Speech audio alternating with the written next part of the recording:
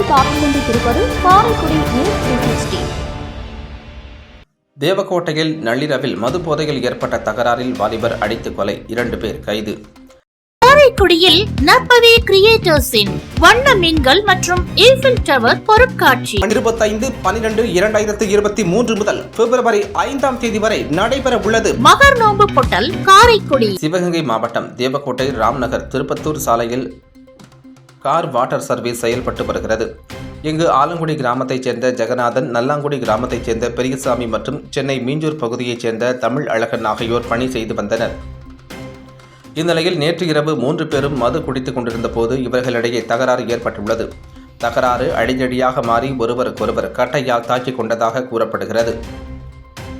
நிலையில் ஜெகநாதனுக்கு தலையில் பலத்த காயம் ஏற்பட்டு அவர் சம்பவ இடத்திலேயே உயிரிழந்துள்ளார். இதனை அறியாமல் பெரியசாமியும் தமிழ் அழகனும் மது போதையில் அங்கேயே படுத்து உறங்கி உள்ளனர்.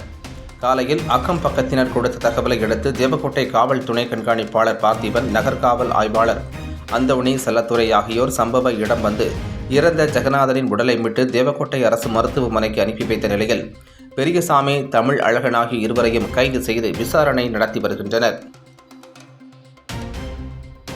காரைக்குடி நியூஸ் 360 இணையதள தொலைக்காட்சியை லைக் பண்ணுங்க, ஷேர் பண்ணுங்க, மறக்காம சப்ஸ்கிரைப் பண்ணுங்க.